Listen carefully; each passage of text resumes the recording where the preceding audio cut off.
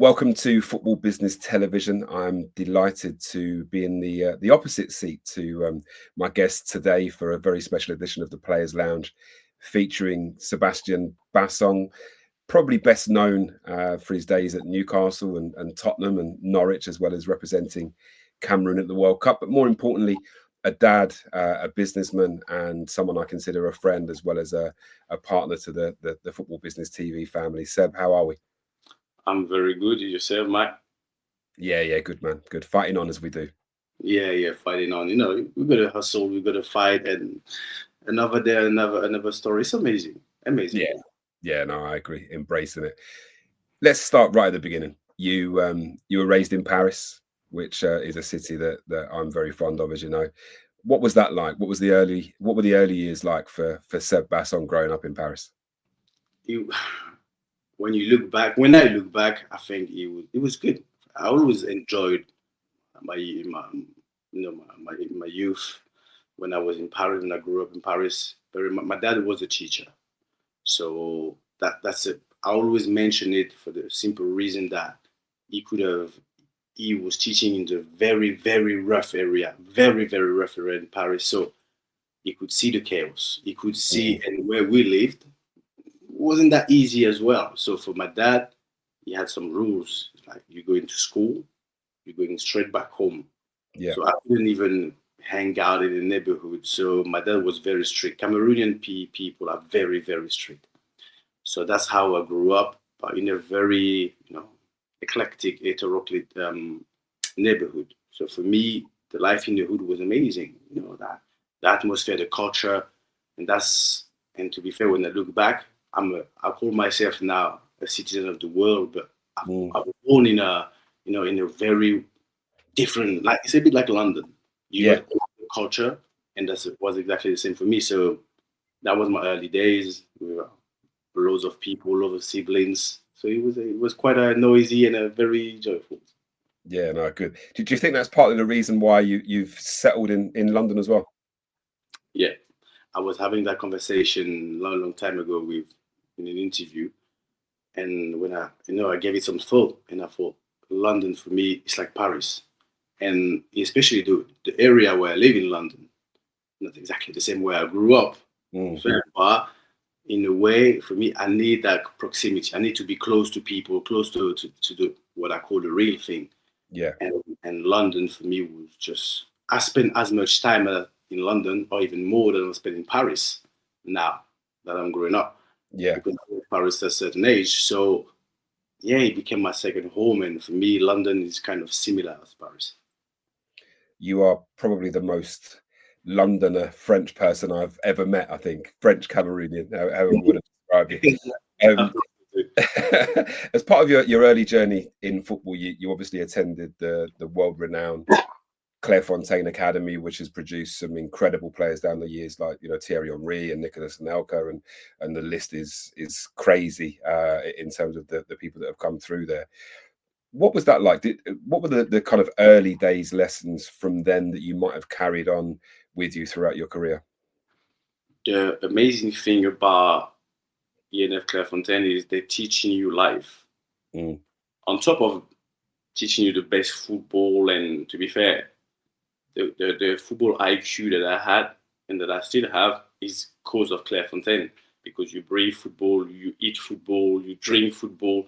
You're really in such a bubble that you are programmed to think about football.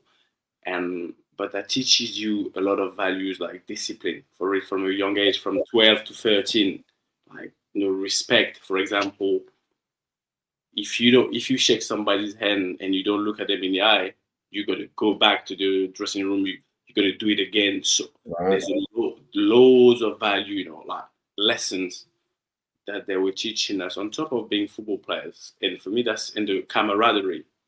The fact that from a young age I was already being competitive, even though Mm, we were together, we were brothers.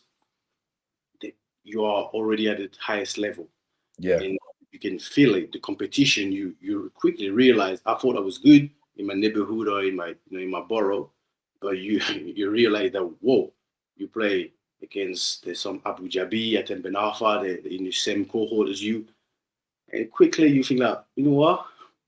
I might not be as good as I thought I was. I might play centre half. And that's the thing, because I came in Clairefontaine as some sort of attacking player. Oh, okay. Attacking player. I was scoring goals over goals. I was banging goals, no joke. But the more you move on, you start, dropping, changing position, because you realize that the other players that are way better than you at this position. And but the IQ, the football IQ, honestly, when you hear Thierry Henry talking about Clairefontaine, that's what's going to remain. The way we think. In Clairefontaine, we've learned how to solve problem. Yeah. How to solve problem on the pitch. There wasn't easy answer. We were really going about things. And that's what, after that, you're kind of a weirdo when you go to the academy, because you're so different. The way you program and, is so different. So that's what I've learned the most in Clairefontaine. Yeah, it's probably developed a lot of the stuff that you focus on now in your later career, which we'll touch on. At Clairefontaine, is there like a pressure to live up to what's come before you? We talked about some of the names that came before you at Clairefontaine. Are you kind of reminded of them and their successes, or are you allowed to become your own individual and group? I think from the coaches, no, they don't really talk about your elders, because they know that you're really young, and they would add some unnecessary pressure. Yeah. But within ourselves, because when you're at Clairefontaine, you are with the cohort from the year above and the 2 years above when you start for the first year. So they keep telling you, listen, you can't mess around, because we've done this, we've done that. Within ourselves, within the players, yes. So that pressure that starts creeping in a little bit, the more you're going on. But I think the staff is well managed, because they know that, they got to deal with kids. So the pressure is already massive, because we are in Clairefontaine, and the expectation in your neighborhood, in your family, is different. And from our cohort, we had this documentary, so we were on TV. So we were filmed, that's this famous À la Clairefontaine documentary in film.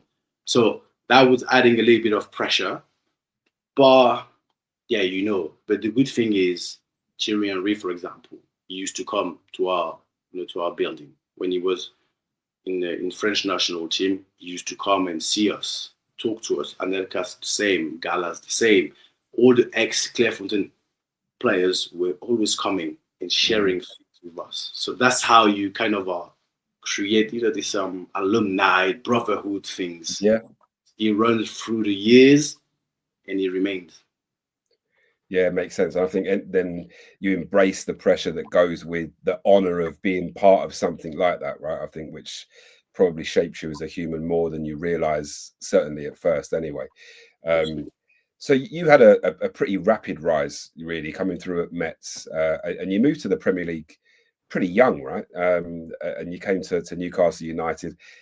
What were your feelings, and how did that move first come around, where you heard about Newcastle? It's a big move, right? So obviously it's a huge club.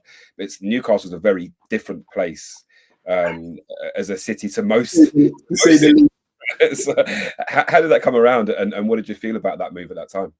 That came around in a very simple way. For me, all the lights were green in terms of, I was playing for France under 21. And I was at the Toulon tournament, and 2 weeks before getting into the Toulon tournament, I had watched, no kid, I swear down, I had watched the movie Goals. Right, yeah. And I had never watched it before, so I watched it. Okay, then comes the tournament. I play the tournament. I play okay, and my agent one day called me, give me a call. They said, "Seb, are you doing well? Blah blah blah. I have my friend that is interested in you." I said, "Who's your friend?" He said, "Kevin Keegan." I said, "You got such a good friend." He said, "Yeah, he's a manager at Newcastle United, blah, blah, blah. And he's keen on you. He fancies you." I said, "Okay, cool." But then he said, but he doesn't know, because you play in France, and he'd love to see how you get around the place, how you can adapt." I said, basically, so you want me to come on trial? But my agent couldn't say it, because I was playing for France under 21, so he thought I was going to film myself. You can't say to an international player in 2021, you're going to go on a trial, especially back in the days. I said, yes, no worries. Because of the movie goal and the self-confidence that I don't know. For me, I had a feeling that regardless, I had to go. Yeah. But because I was still under contract, I had to ask my president, Carlo Molinari, at the time, which was like our grandfather. He's a really old president. And I said to him, listen, I still got a year, my contract for 2 years. You could have helped me out. Newcastle came for me. And he said something to me that I will never, ever forget. He said, Seb, if I don't help you out on that one, you will hold grudges against me forever. So I'm going to help you. Don't worry. I'm going to sort out every insurance. Go and do your trial. And if you can go. So I kind of had the blessing of my president on top of my parents that were okay for me. And I've always been I would say, a guy that goes on an adventure. I love the adventure. Yeah. I was like, you know what? I only got one career. Let's go. I feel it. And I went to Newcastle, and the rest, is history. So that's how the move came around. And then when I got there, honestly, that was the worst. The first day, the worst day ever. Oh, really? It was middle of August, and it was pissing down the rain. But I came with a T-shirt because for me, I had never left France in my life. So I didn't know where I was going. It's never safe to go to Newcastle in just a T-shirt, no matter what month it is. And I got there. I promise you. I landed, and I went to watch them playing a friendly game, one of the first pre-season friendly game. Jeez, he was pissing down the rain. It was windy, and I was like, where the hell am I? Where am I? I couldn't even work my head around it. This is when the first time when I had an English tea with milk. They asked me, you want a tea? I said, yeah. And they put some milk in it. I was like, what are you doing? I don't want no hot chocolate. I want a tea. That was my introduction to Newcastle, but the rest, then my head was at the right place, right time. And that follows on quite nicely, actually, because you were definitely in the right place mentally, because you settled really quickly, which it's a debate that's going on at the moment. Well, always has been with, when overseas players come into the UK, can they adapt? Will they adapt? How long will it take them to settle? And I think Newcastle fans, accepted you very early on, and actually performed really well. What do you think the key was to settling so quickly? Was it the fact you had your heart set on the move, that you felt that it was the right thing to do? What do you think was the main driver behind that? The main drive, it's a combination on small thing. First and foremost, I came with honestly a really high level of self-belief. I wasn't hiding. I came honestly to destroy people, because I knew that I was coming on trial. So when you go on a trial, you're going to be better than the player they already have. Otherwise, what would they sign you? You just don't have to be good enough. You have to be better than what they have. And I came, and for me, I was fearful. I was like, go. And I went really hard. And then the first friendly game, the friendly game that I played, when the fans were singing, "Who's the 46? Sign him up, sign them up." Bear in mind, I couldn't understand what they were singing. I had to get it translated, but that gave me a boost. But the previous week, I was just in a very soldier mode. I was going in so well, so hard, and then when Dennis White didn't give me the money that I was expecting, that was the turning point, because I thought I was gonna get loaded. I thought I was gonna get rich. For me, England, Dorado, you come into UK, Newcastle Premier League, you're gonna get rich. It wasn't the case. When he offered me £1,200 a week, I was like, rah, and that pissed me up so much, honestly, so much, that got me so angry. That was the main driver for me to go and smash it for the rest of the season, because I wanted to prove him so wrong. And I felt so disrespected, honestly. I felt it in my core. Then I had to call my dad when he was in Cameroon, and I had to buffer him. I was mourning. But long story short, I think Dennis White did the best thing for me, to not give me nothing. I couldn't even buy a car. I couldn't buy anything. But that was the main driver for me to go and just be in a beast mode. Yeah, that makes sense.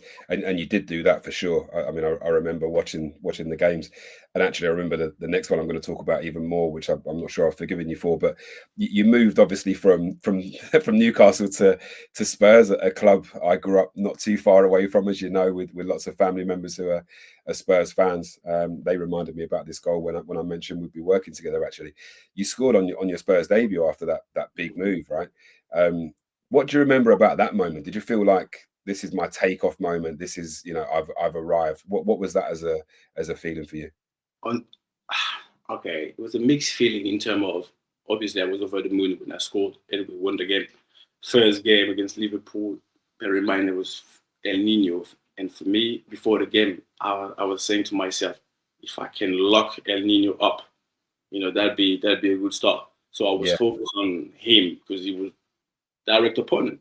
But when I scored, that that was the best start in order for me to get accepted really well into the squad. mm, That was the main thing because as soon as when you get on a good start like that, the whole squad, the whole club, the fact now you're one of us. yeah, If I wouldn't have, maybe would have won, it would have taken me a little bit longer because Newcastle was totally different than Spurs. yeah, The different scene, London is London. I yeah, mean, different. But when I scored, I remember even doing my Sky Sport interview when I was mumbling my broken English, and I felt so relieved. Like, mm, yes, now I can breathe now. And my family was there. My brother was there, going crazy in the stand. Yeah, I couldn't wish for a better start. yeah. No, for sure. And I wish your start wasn't quite as good as that, but you had just still had a good game. I would Yeah. have been happy with that. You know what? If I see Jamie Carragher and Glenn Johnson, I can show them the goal because I bully them all in the goal and every time I see Jamie Carragher, I say, look at that, stay calm, stay calm. I gotta jump. So yeah, that's really memorable. A good memory for me. Yeah, I mean, Spurs were kind of flying them, right? They looked to be a club really on the rise. And I think if you look at some of the players that you played with at Spurs at the time, Ledley King and Luka Modric, Gareth Bale. I think we spoke about one of my favourites, Rafa van der Vaart as well recently, another phenomenal player. I won't insult the players that came before that because you also played with good players at Newcastle and then you came through Clairefontaine, right? So you've been around good players since forever. Who, if anybody, stands out from that group at Spurs that you think is there a head and shoulders better than everybody else? Luka Modric. Yeah.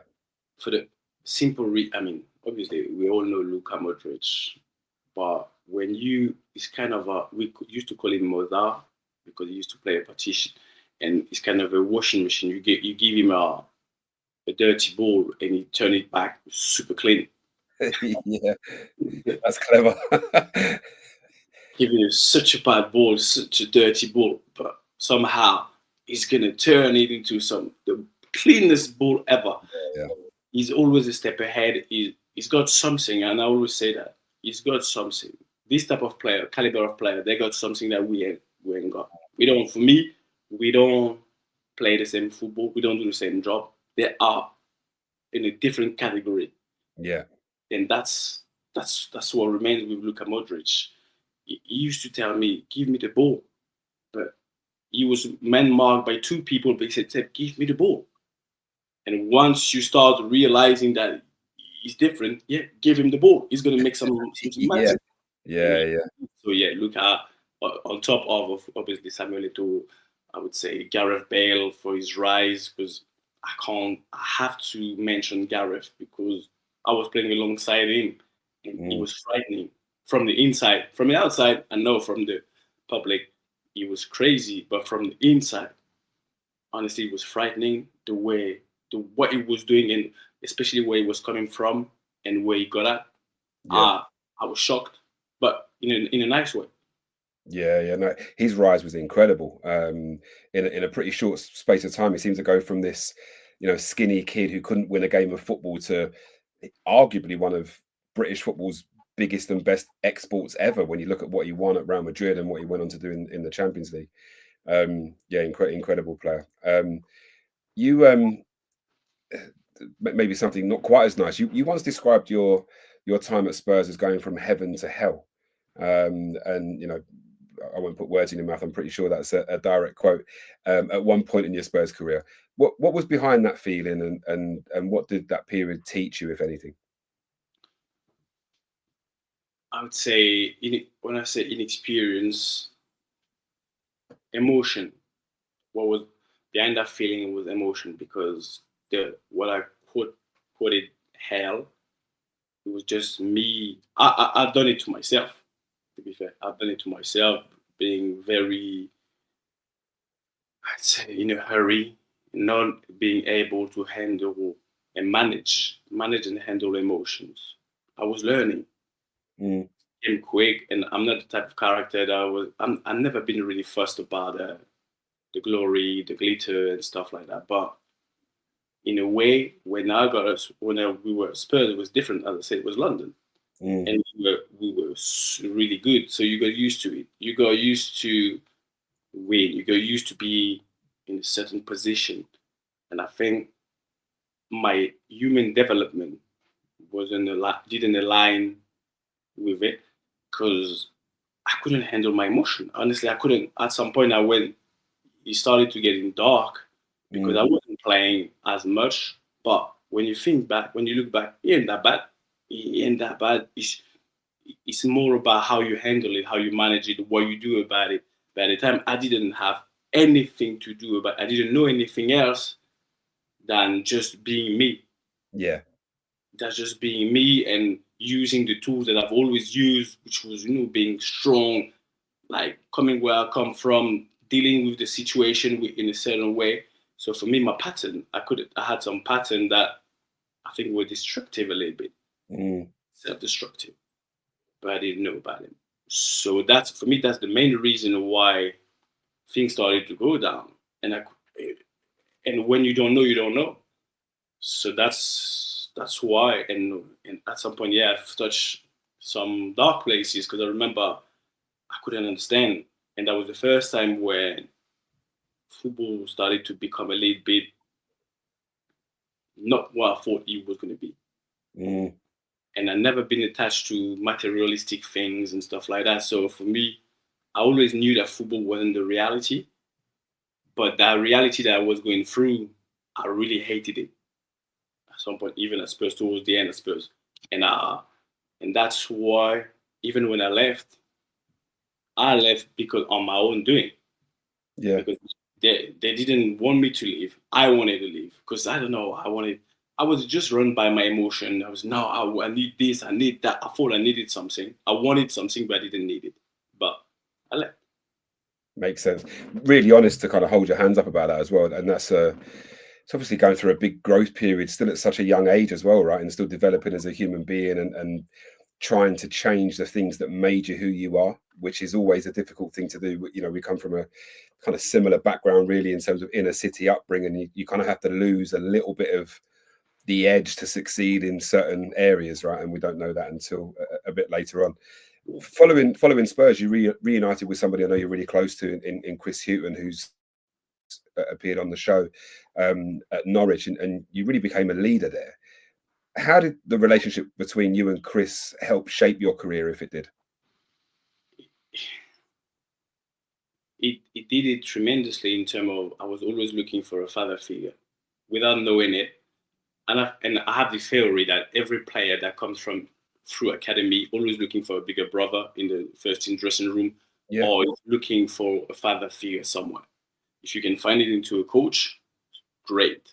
And because Chris and I went back way back, because he gave me our first training session at Newcastle, I'm very emotional. So for me, that created some sort of meaning. He gave me my first training session, so he could have said, no, I don't like him, and maybe it wasn't going to be any Sébastien Bassong story in the Prem. So he gave his approval, and he's a very people person. So when he called me for Norwich, he said something to me. He said, I know you don't hear me out. Because I didn't know nobody. I didn't know Norwich. I didn't know anything. I knew they were in the Prem for a year. They've been in the Prem for a year. They've done well under Paul Lambert. But he said, Seb, but he knew that me and him had a thing. Yeah. So that's why he could have called me. And he said to me, "You come, I'm telling you, trust me." Of course I trust you. So, he pressed the right button in Yeah, terms of course. Yeah. yeah, cheeky. And I told him, "Listen, Gaffer, if I say yes to you, get it done quick, because I might change my mind because of the whole Norwich thing that I don't really know about. But because it's you, I want to play for you." And that was the truth. I just want to play for you, because he said, "Listen, I know you. I know you're an emotional person. Me and you're gonna do great things." And I said, "No." And that's all I was looking for. Not even because my wage was the same. They were honestly, they matched my Spurs wage, and then so I was sorted. But I needed love and affection, and I knew I was going to get it from Chris, and that's the only reason why I went there, and he gave it back to me. Yeah, strong bonds like that can't be undervalued at all, I don't think. I mean, you went on to captain Norwich, right? And in key moments, and enjoyed a promotion campaign with them as well. What do you think made that dressing room special?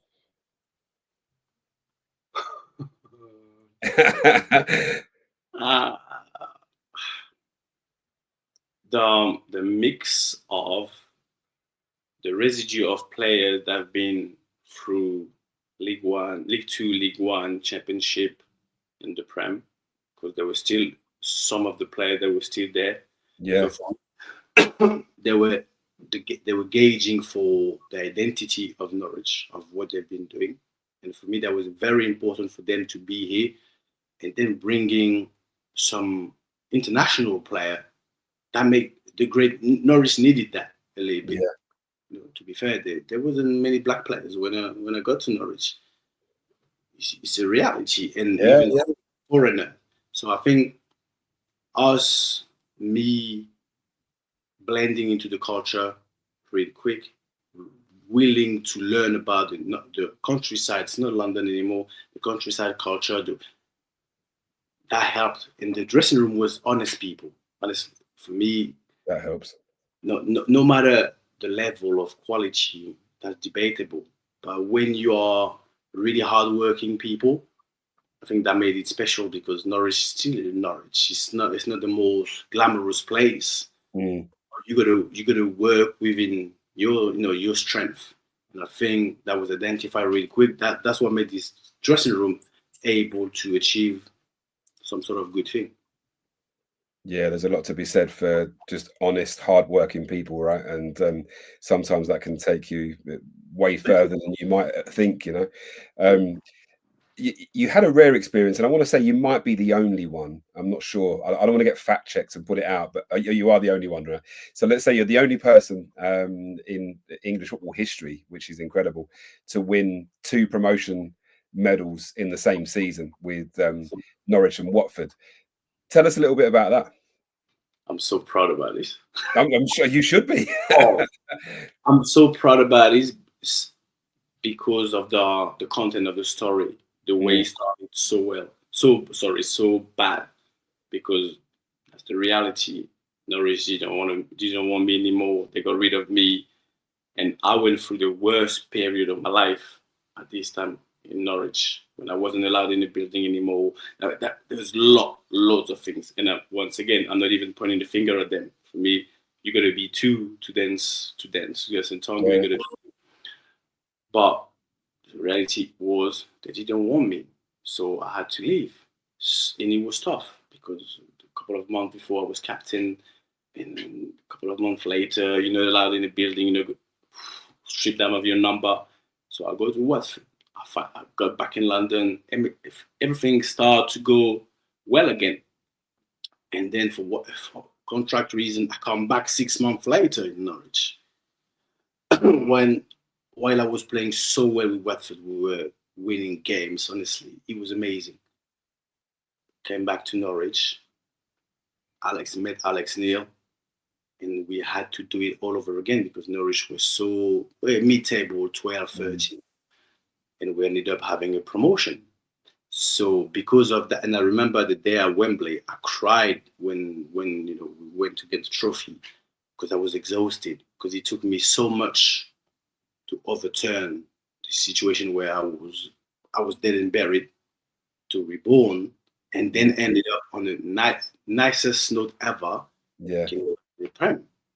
And at the end, through the summer, I called. I said, "Listen, I might not. Yeah, I can get 2 medals. I got my 2 medals. They're somewhere in my office here. But then I wanted to have my 2 bonuses, but Watford didn't give it to me." That's cheeky. Come on, Seb. Come on. But yeah, for me, that was, for those reasons, that was so important. This year, in a nutshell, what shaped who I am today, what I do as a job. That's this year. That year was just such a roller coaster emotionally. I've seen it all, but I came out on top. Yeah. It's a Rocky story, right? The really low lows and the really high highs, which you need to be really level headed to be able to deal with. Which, great. I still think you should have got the bonus. There might be a letter needs to go in there. I think you should have done. Yeah, legally, I'm not sure. Yeah, I get the. You getting back to more international stuff. We spoke before. You came through the ranks and played for France at various levels, right up to under 21s. You then went on to represent Cameroon and play ultimately at a World Cup, which is incredible. What was the thinking behind changing the kind of nation that you represented, and how did that feel to then go on and represent them on the biggest stage? For me, I didn't change. It was I always explain it in a way that that's part of who I am. I grew up in a Cameroonian household in France. My parents are very much Cameroonian, so my dad used to say, "Okay, in this house, between those 4 walls, it's Douala in Cameroon. You are in Cameroon. When you go out there, you're in Paris."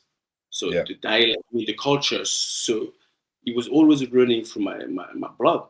It was, but for me, I have a rich people problem, having the chance to being brought up footballistically and humanly in France, in Paris, and having my connection with Cameroon because I was going there on holidays. And so for me, it's amazing. It's not something that I regret, or it's not a tough choice. It's like mom and dad. I don't choose my mom and dad. And people shouldn't ask other people to choose between their mom and dad, because I haven't chosen to be born in Paris. I haven't chosen to be. That's part of who I am. So when I had the chance to play for France, the first team, but my dad asked me something really quick when I had a choice to make. He said, "Go and listen to both the 2 national anthems, and let's see which one give you goosebumps." That's how I picked. That's how, I listened to the French one, all right? I listened to the Cameroon one, and the goosebumps were there. Right. Okay. Yeah, that's literally. That's really interesting. Actually, it's a clever thing to do.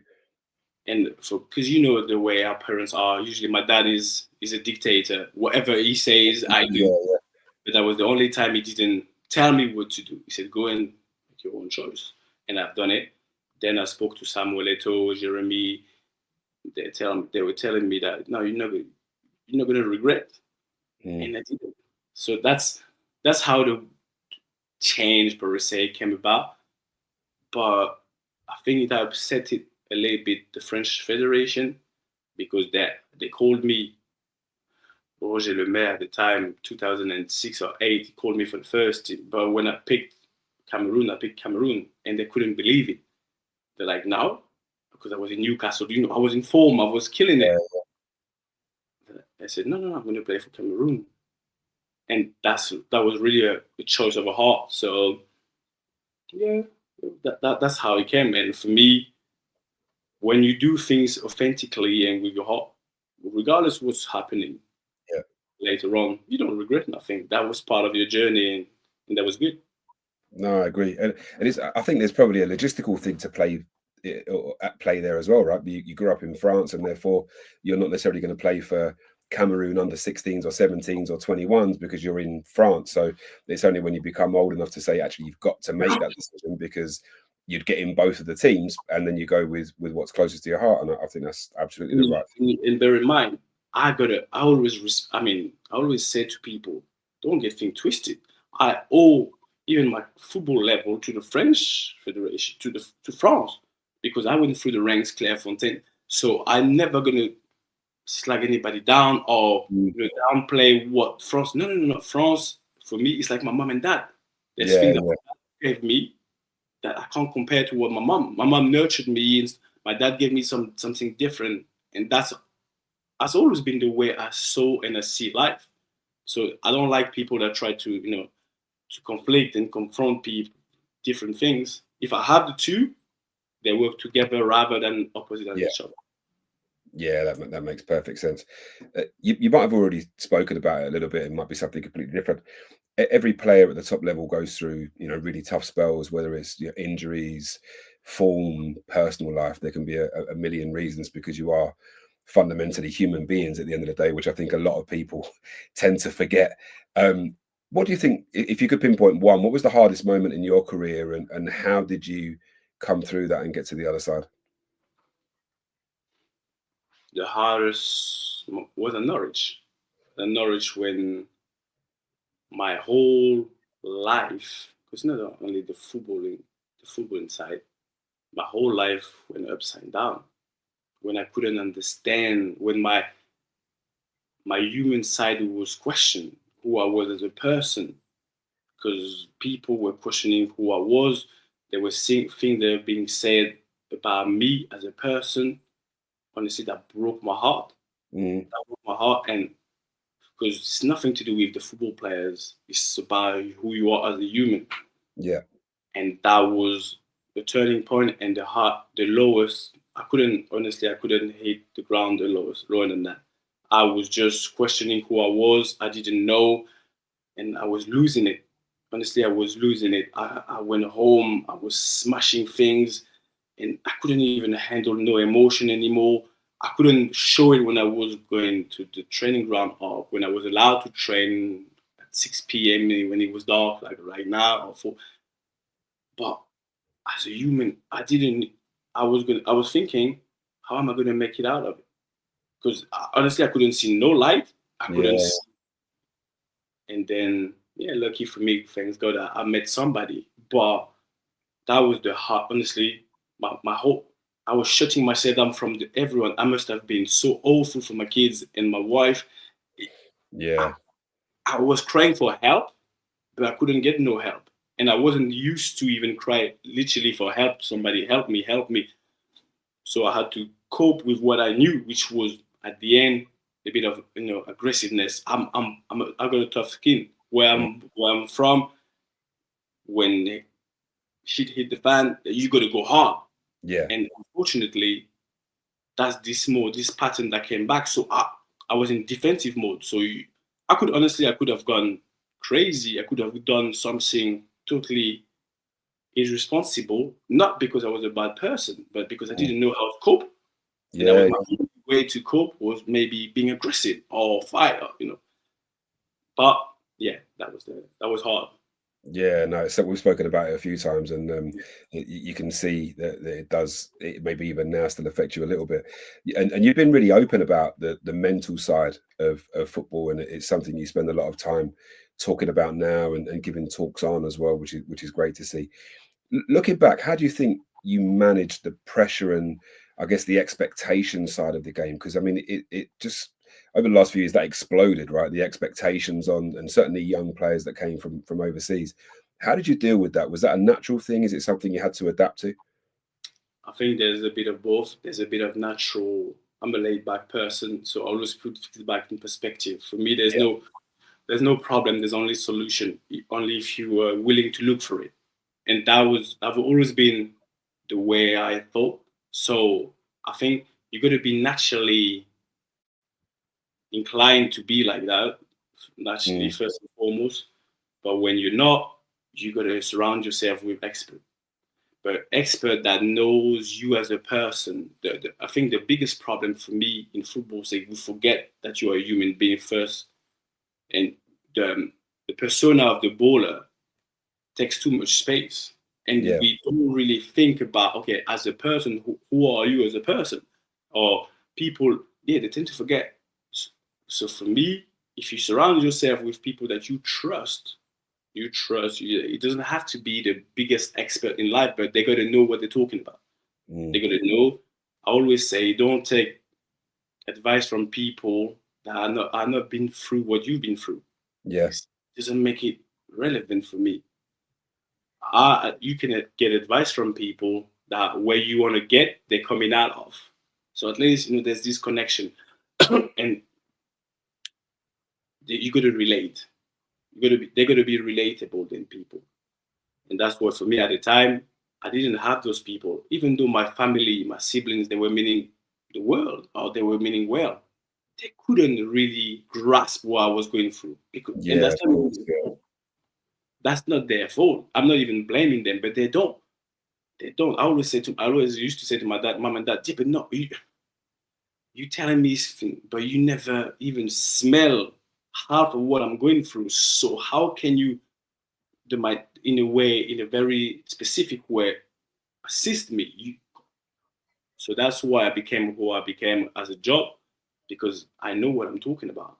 Sometimes there's things that we don't need to talk about. I can see it, I can smell it, and this connection for me is priceless. If you don't, nowadays people talk a lot about it, but they're still miles away from understanding the culture of the football player, where they're coming from as a man, as young men, with the area they're coming from, the culture. That comes first, before these football skills, football abilities. Because if you can understand the pattern and who he is as a person, that'll make him a better player, and that's what he wants. So it's a win-win. Yeah, that makes perfect sense, and it's all, I think, it'll interlink back to education, right? And how you work with individuals to get the best out of them in life, and then football gets better. It shouldn't be the focus is how can you be the best footballer, but who cares if you're not a particularly nice individual, right? So on the mental side, kind of sticking that with that, really, you've experienced the real highs and playing for huge clubs and experienced some great times in football, and then you've just touched on the real lows. What advice would you give to a young player now coming through to I guess give them a way of keeping grounded? Because I think that's so important now with the youngsters coming through, with the amount of money that some of these youngsters are learning on the back of a lack of education, can be a really dangerous mix, I think, from what I've seen. What advice would you pass on? I wouldn't give him any advice if he doesn't ask me first. Okay. Because unsolicited advice are the worst. Most of the people are so, they tend to give advice all the time, but you haven't asked them anything. So how can you expect somebody to listen what you're saying when the person that hasn't expressed the desire to know what you got to say? Very true. So I'm not going to advise, and that's my job. I can't go to people unless you express some sort of desire or misunderstanding. Okay, I can come. But if somebody comes and asks me, I would say, you got 2 ears. You got to listen and apply even when you don't feel like it. Because you growing up, especially as a football player, you know better. The football player has a level of self-confidence from a young age to, especially when he becomes well-known public figure. And he needs that ego and self-confidence, self-esteem. So you think you know, and you deeply think you know. What does he know? I know, but I know, this phrase, I know myself better than it. No. The ones for me that can make the difference are the ones that can listen and apply even when they totally feel the total opposite. Because that person has done it before you. So where you want to go is coming out of it. So that's the level of faith that makes the whole difference. If, I don't know, Luka Modric come and talk to a midfielder, he'd be stupid, even though he thinks he knows better himself, to not exactly do to the point of what Luca is saying. Just listen and apply. There's so many players they think they know, but and then they come out and say, oh, if only I knew. You knew. You just didn't want to. You just didn't want to do it, and that makes a difference between the one. When you look at Harry Kane, I've known Harry since he was young. Harry was so eager to learn and shut his mouth and just do it. Now look the way he still got an ego. He is who he is, but people sometimes they don't look at those traits and characteristics of the player. Yeah. How does he listen and apply? Is he reluctant to hierarchy and they come? Yeah, okay, listen. He does it. So that would be if my advice was solicited. if it was wanted, yeah, for sure. Wanted. And it would be valuable, I'm sure. Post playing, you've transitioned into. We see you on the TV now in punditry roles and coaching and leadership development. I think is probably one of your strongest areas. I've certainly already found it useful in the time that we've known each other. How did you find the shift from being a professional footballer on the pitch into the studio or the boardroom? How did I find it? I would say I still find it difficult. Right. It's the transition is ongoing. I don't know anybody that can say, "Oh, I've transitioned. It's over." The transition. Bear in mind, we've been in football for more than 20 years. Yeah. Even though I stopped 5 years ago, I can't really forget or transition that easy. It takes time. It took me time to become professional. So to become what I'm supposed to become next, it's going to still take me time. But I'm moving up the ladder. But the transition was, for me, I think, smoother than a lot of people because I had given a thought. So, when I hit my low, I had some sort of a ha-ha moment. I knew when I met my coach, when I met the person that helped me, I knew for a fact that it was going to be what I was going to do. I mean, it was just like, yes, nothing else. Not even when Harry asked me to pass my badges, to do this and to become whatever the football society would push you to become, I was like, no, that's not my purpose. And I found purpose into doing what I do. So I had a clear idea. Now, how I was going to get there and become the best at it, I had no clue. That was the hardest thing. I had no clue because I had to navigate a bit blank and I had to try things. But the determination, the risk, yes, I had it. It was burning me inside me. I knew I had this desire. I loved it. Every time I was interacting with a leader in the boardroom, and then I give a thought. And because I'm stubborn and I wanted to prove people that we're not only the name on the back of our shirt, I've always thought, you know what, I'm more than a baller. I'm more than a baller, so I can prove to myself first, and then to the world that we're more than ballers. Use our brain and follow our authentic self. Because that's what I was looking at. I was seeking my authentic self, not what the world wanted me to be, or what the football wanted me to be. Oh yeah, you could become a good assistant. Nah, listen, there's more than that. If I have to, and even you're talking about the punditry, it's because of my wife. It's not because of me. If it was up to me, I wasn't going to do any punditry. Right. Pushed me, said, no, out of sight, out of heart. What's it? Out of mind. Yeah. Out of mind. And she was right.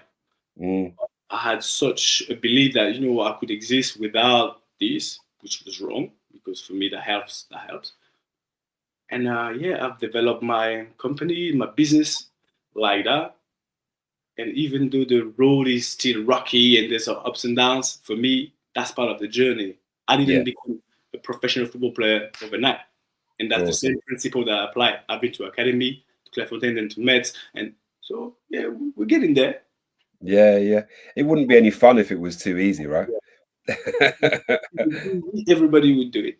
Exactly, and it's never rewarding that way either. You're part of the UEFA MIP program now. which has been cool to see you back at your studies, preparing for life, preparing players for life after football. What's the motivation behind that? What's inspired you to take that step? To be among the best, to be amongst the decision maker, because at the end of the day, you can't. I'm very straightforward.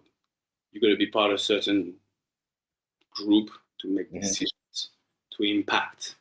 Yeah. If I know that there's a group of people that have more abilities to impact the game with what they do, why would I not be part of it? For me, it was just a no-brainer when some of my friends have been graduated. I thought, Seb, can you fit to what you want to do in life? Because I'm not thinking about football only. What you want to do in life? Could it be another layer? Yeah. Yeah, you could. And I love to challenge myself. I love to learn new things. And with the way I think and the way I see my near future, it can't do me any harm. So for me, and it's like learning new people function. The people are the highest level that make decision making. I'm always observing people. That's what I do. Yeah. Behavior. So I'm like, yeah, I love that. And to be fair, you're learning the business of football. I've been mastering the art of football, but now I'm learning the business of football, which is a total different sport, but which it goes hand to hand with the art of football. So for me, it was a no-brainer. It was hard, and the harder it is, you see me there. Yeah, no doubt. You've spoken about helping athletes with their identity and to deal with transition, which is really key because I think so many of them struggle with that. Why is that such an important topic for you personally? Because I needed it. Because I needed it. Because I've been through it. And I consider myself so fortunate and lucky to have this awareness. This awareness of taking some distance, holding myself accountable and responsible, taking responsibilities. Yeah. So because of that, and I know exactly how it made me feel when I started to find out who I really was, outside of the way football programmed me, because the football society is such a powerful environment that's going to shape you. Yeah, That's going to shape you somewhere. Yeah, somewhere, somehow it's going to shape you. So for me, it was such an eye opener. I was like, okay, I could finally be me. You could feel it within yourself. And if I could and can make other people taste that. But it takes a lot of courage because most of the people, they're scared of the unknown. No, don't worry. I'm gonna stick to what I know. I've always been doing that. Like, okay, cool. But you're never gonna open a new door with old keys. Yeah.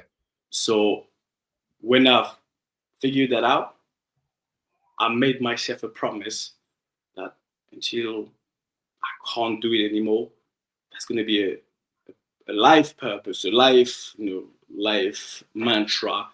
Hence why I've created Take What Is Yours, which is my brand, and my company Take What Is Yours, because for me, nothing's going to be handed to you, regardless where you're coming from, regardless of where you grew up. You're always going to have to go and get it.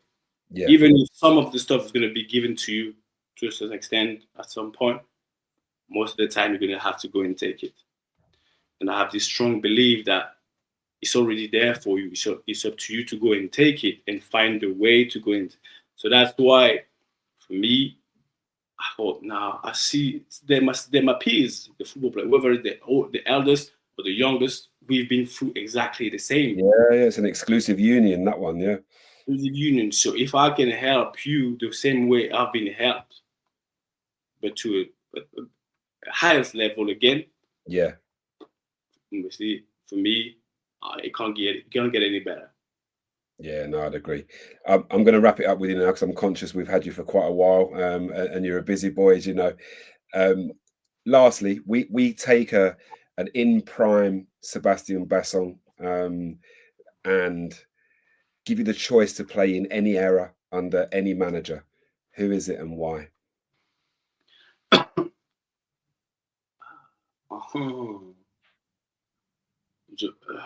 Two managers. I think two. Yeah. We'll let you have two. I have two. Carlo Ancelotti. Solid first choice. Carlo Ancelotti, because of the human side of Carlo Ancelotti. I mean, as a human, the way he transformed people, the way he made people feel, for me, is just out of this world. It's a gift. For me, it's a gift of God. It's not, you can't replicate, you can't copycat Carlo Ancelotti. The same way you couldn't copycat for me Sir Alex Ferguson. People try, but he has his own thing. It's authentic, That's him as a person, authentic self. So Carlo, I would say Pep for the tactical reason. Yeah. Because for me, I would have become 10 times better if somebody could really grasp what to work on you, redevelop you, but like to your core and make you become such an unbelievable player. Because I agree that most of the work got to be done by you, by your environment. The manager that you play under can shape you to a different height, can get you to a different height. So I would have loved to have this type of manager. Yeah, Pep would have been Pep and Carlo, for two different reasons. But and both in a very exclusive club as far as the Champions League is concerned as well. Those guys, right? So yeah, they're so demanding. Yeah. For me, that's love. Yeah. The way they demand what they demand of you is, for me, that I see it as they love you so much. Yeah. I heard a statement. I watched the Pep Guardiola documentary, and he used a statement which was success based on obsession. And I thought, and if you see him, you kind of comes across as that, 100% all or nothing, completely obsessed with getting things right and being successful at the same time, which is, it's a really incredible trait to have. And the reason why arguably he'll go down as one of the, if not the greatest manager ever, I think. Yeah, you can't. Yeah, if you do things the same way as other people, you're gonna get the same result. Is whatever he does on a daily basis is extraordinary. Yeah, and he put himself as such an extraordinary level and discipline. So the result that he gets is extraordinary. If people give average, you're gonna get average. Yeah, I agree. Seb, it's been an absolute pleasure. I do look forward to giving you back your host seat for the Players Lounge. Though it's not, it's one that I'm just going to keep warm for you, and you can have that back very, very soon. So, but in the meantime, really appreciate you giving up the time as always, my friend, and I look forward to tomorrow morning's meeting. Yeah, likewise, and it's been a pleasure. So, and you know what? We all love FBT. Yes. You know what, guys? Please press the button. Thumb up, subscribe. FBT is the king. Where the game gets down to business.